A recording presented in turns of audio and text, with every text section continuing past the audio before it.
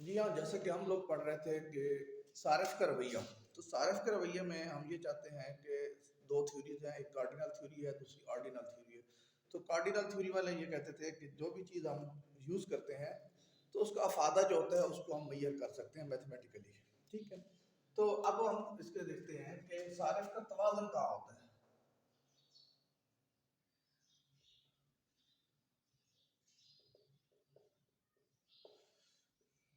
ठीक है। अब कंज्यूमर इक्विलिब्रियम जो है वो कहाँ पे होता है।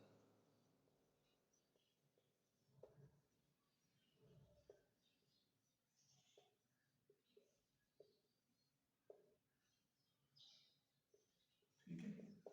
देखिए, सारिफ का तवाज़ुन से मुराद ये है कि सारिफ तब तवाज़ुन में होता है जब वो क्या करे, अपनी महदूद आमदनी को इस तरह इस्तेमाल करे कि दो चीज़ें वो यूज़ कर रहा है उसको अफादा जो है मैक्सिमम मिले, उसको ज़्यादा से ज़्यादा अफादा मिले। ठीक है। तो इसके लिए ये देखें कि अगर हम इसको मैथमेटिकली एग्जाम्पल के साथ करें, सपोज करें हम ये कहते हैं कि दो चीज़ें हैं। एक सारिफ जो है वो दो चीज़ें यूज़ करता है, एक्स और वाई। ठीक है। और उसके पास ज़र की जो इकाइयाँ हैं वो 5 है।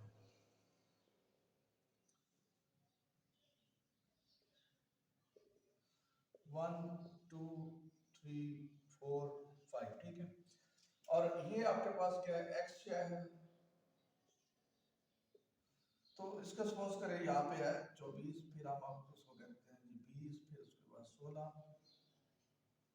फिर उसके बाद आपके पास आ जाएगा 12, फिर उसके बाद आ जाएगा 8। यहाँ पे हमारे पास है दूसरी ख्वाहिश है।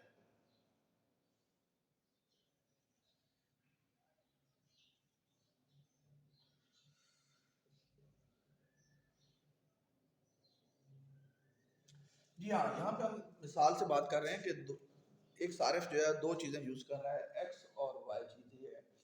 तो सारिफ का जो इक्विलिब्रियम होगा अकॉर्डिंग टू कार्डिनल थ्योरी, इसके मुताबिक वहाँ पे होता है सारिफ का तवाज़न, जहाँ पे आप उसका क्या होगा कि आखिरी जो चीज़ वो इस्तेमाल कर रहा है किसी भी शय की, उसका जो मुख्ततम अफादा है वो क्या हो जाए, उसकी कीमत के बराबर हो जाए, या जितनी भी अशिया यूज़ कर रहा है उसका आखिरी जो अशिया जो है उसका मुख्ततम अफादा और कीमत जो है वो तमाम की क्या हो जाए, आपस में बराबर हो जाए, तो सारिफ को क्या होता है, तवाज़ुन हासिल होता है।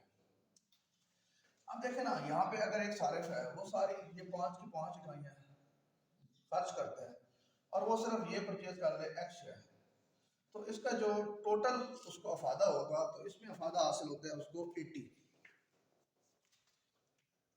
ठीक है। लेकिन अगर वो क्या करे कि इस 5 इकाइयाँ जो है हज़ार की, वो सारी की सारी एक्स के बजाय इस पे खर्च कर दे, तो इसको अफादा हासिल होता है 60। ठीक है। अब हम लोग पढ़ चुके हैं कि हमारा जो सारिफ है वो बड़ा रैशनल है। वो क्या है कि उसको बाशऊर है, अक्लमंद है। वो चाहता है कि वो ये जो उसके पास पैसे हैं, जो ज़र है, इसको इस तरह इस्तेमाल करे कि उसका जो अफादा है उसको वो अफादा मैक्सिमम मिले। ठीक है। अफादा जो है या जो तस्कीन है वो चाहता है उसकी मैक्सिमम मिले। अब अगर वो 5 की 5 इस पे खर्च करे तो 80 मिलते हैं मिनट उसको अफादे के। अगर ये 5 जो उसके पास पैसे हैं वो सारे के सारे वाई पे खर्च करे तो उसको 60 मिलते हैं। अब वो देखेगा कि क्या वो ये ठीक रहेगा या ये ठीक रहेगा, या इसके अलावा कोई और जो है वो तरीका इस्तेमाल करे ताकि उसके जो आपके पास क्या हो कि टोटल जो कुल अफादा है वो मैक्सिमम हो जाए। अब सपोज करें कि आप उसके 5 इकाइयों में से वो 3 जो इकाइयाँ हैं वो खर्च कर देता है किसके ऊपर, एक्स शेयर के ऊपर, और इसकी आखिरी जो उसका तीसरी इकाई है उसका जो मुख्तलिफ अफादा है वो कितना है, 16 है। तो इसको अगर आप टोटल करें, ठीक है, अब उसके पास 3 इकाइयाँ तो उसने यहाँ पे खर्च कर ली। अब वो जो उसके पास 2 इकाइयाँ और पैसे की रहती हैं जो जर की रहती हैं वो खर्च करता है किसके ऊपर, वाई शेयर के ऊपर। ठीक है। तो इसका भी आप उसका लास्ट जो मुख्तलिफ मफादा है वो क्या है, 16 है। तो अगर ये 3 ये हो गए और 2 ये जमा करें इसमें 20, तो ये आपके पास कुल कितना बन जाएगा, ये बन जाता है आपके पास,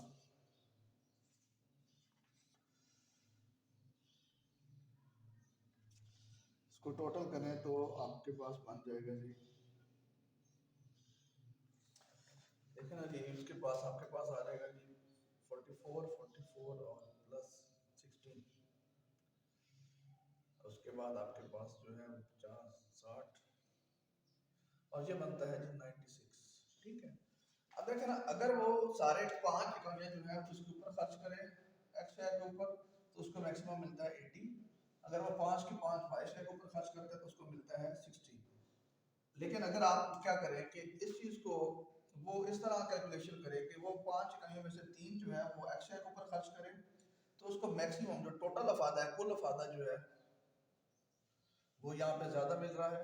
ठीक है, अगर वो इस तरह की क्या करेगा कि अरेंजमेंट करता है कि 3 जो है वो एक्स शेयर के ऊपर खर्च कर ले और 2 जो है वाई शेयर, एक तो इसको ये हो जाएगा एडवांटेज, इसको मैक्सिमम जो टोटल होगा वो मैक्सिमम मिल जाएगा। और दूसरा इसी के साथ अगर आप देखें जो इसका लास्ट वाली जो आपके पास इकाई का मुख्ततम मफादा है वो 16 है और दूसरी का जो है 16 है, वो भी आपस में क्या है, इक्वल है। तो यहाँ पे आपके पास जो सारिफ होगा वो आपस में क्या होगा, सारिफ तवाज़ुन में होगा और उसको मैक्सिमम मफादा भी मिल रहा है और उसमें क्या होगा कि वो आपके पास कुल मफादा भी इसको ज़्यादा मिल रहा है और दोनों जो इकाइयाँ हैं उसकी जो लास्ट इकाई जो है मुख्तलिफ मफादे की वो भी बराबर है। तो इसी को अगर हम क्या करें कि अगर हम शो करें खत के ऊपर डायग्राम है तो वो इस तरह शो,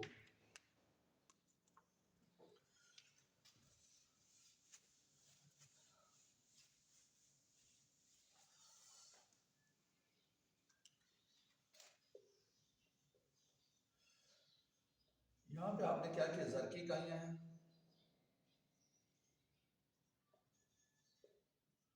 और यहाँ पे आपने उसके ऊपर यहाँ पे एक, अच्छा,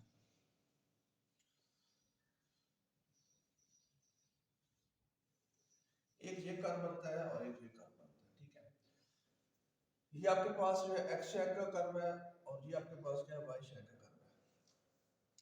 इसमें आप देखें कि जब वो फर्स्ट यूनिट परचेज करता है इसका एक, तो यहाँ पे आपके पास मैक्सिमम यहाँ पे 24 है, फिर आपके पास 20 है,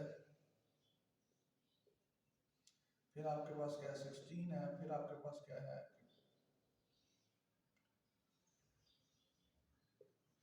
ठीक है। तो इस तरह आप इसको कर्व में शो करते हैं।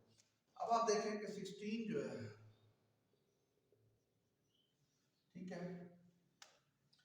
अब ये एक और यहाँ पे आपके पास क्या है, दो, 2 यूनिट को क्या करता है कि वाई के ऊपर खर्च करेगा तो ये पॉइंट, और इसके बाद तीसरा जो पॉइंट है इसका एक्स शेयर के ऊपर, तो यहाँ पे इसको क्या होता है आपके पास, यहाँ पे इसको इक्विलिब्रियम मिलना हासिल होता है। तो इस तरह ये जो है आपके पास क्या होगा कि सारे यहाँ पे तवाज़ुन में होगा। लेकिन अगर वो ये कंपैरिजन करता है कि 2 यूनिट जो है वाई के ऊपर खर्च करे और आपके पास क्या एक्स के ऊपर जो है वो 3 खर्च करे, ठीक है, लेकिन अगर आप पहले पढ़ चुके हैं कि अगर वो 5 के 5 एक्स के ऊपर खर्च करेगा तो उसको अफादा टोटल कम होता है और उसको इक्विलिब्रियम भी नहीं होता। ठीक है, तो ये सारी चीज़ें जो हैं वो आप इसमें पढ़ चुके हैं। ये आपके पास क्या है कि कार्डिनल थ्योरी में आपके पास आरिफ करो। इसी तरह हमने अभी बताया 2 चीज़ों का, अगर हमारे पास अशिया जो हो वो 3 किस्म की हो, 3 चीज़ें हो, तो उसको इक्विलिब्रियम तब होगा जब उसके मुख्तलिफ,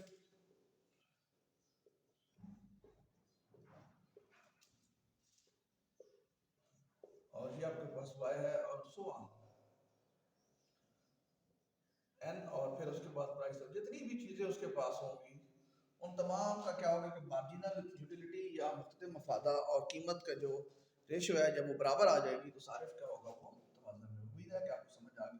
तो अब कार्डिनल थ्योरी के कुछ मसाइल भी हैं कि ये लाजमी नहीं है कि ये बिल्कुल ही आपके पास जो है वो ठीक होगी, क्योंकि कार्डिनल थ्योरी अब आप कहते हैं कि मैथमेटिकली मुझे कर सकते हैं, ये पॉसिबल ही नहीं है कि आप पानी यूज़ कर रहे हैं और आप बता सकें कि आपको इतने यूनिट्स जो है वो आपके पास क्या है कि उसकी अफादा हासिल हुए हैं। तो इसके कुछ ड्रॉबैक्स भी हैं।